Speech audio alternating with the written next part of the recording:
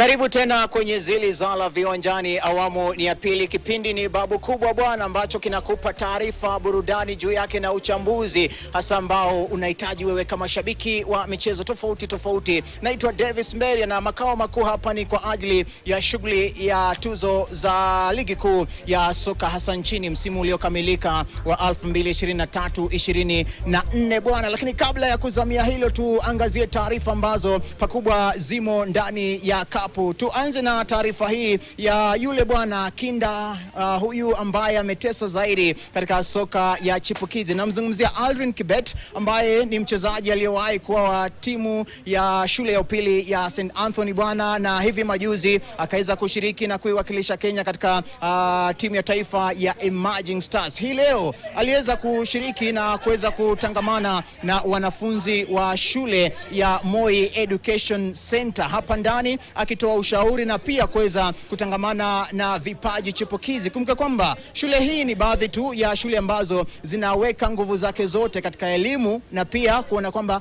inanoa vipaji vya michezo tofauti tofauti ikiwemo bwana soka. Alizungumza nini na je, hivi vipaji pia vinasema semaje kuhusiana na hulka hii ya kuweza kupata nafasi ya kujiunga na baadhi ya vilabu bora humu nchini, barani Afrika na hata kote duniani siku za usoni. At Moi Educational Center, we are happy to embrace sports. This coming August, we are all looking forward to it. Let us join the boys and girls as we prepare to make Moi Cup the best of the best. We are so grateful to have Adrian today, encourage our boys, and coming at a time when we are looking forward to a great football extravaganza in August, that is Moi Cup tournament, which will be held at Ulinzi Sports Complex. We'd like to invite even other academies and schools who embrace soccer to join us during that very extraordinary tournament. I have seen him grow from a very young age, and this is a boy who even read Bible verses during mass at home. And when he comes home, Kiburiana, he's just a down-to-earth boy. And the family, I know the family very well, but he's just a boy who's going places. Today we are honored to have Aden Kibet just to motivate you, to tell you and show you that it's doable.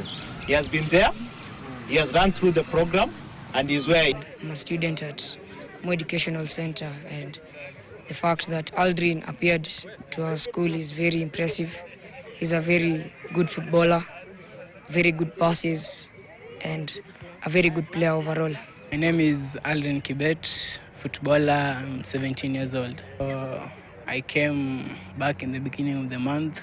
We had a game in South Africa, the COSAFA tournament. So I've been there for like 1 week. We played. Unfortunately, we didn't go through. But until then, I've been at home for a short holiday before I go back to Spain. More facilities are coming, so the football is changing fast. Yeah. Kila laheri kwa hao chipukizi na pia Aldrin Kibet ambaye anaiwakilisha Kenya vema.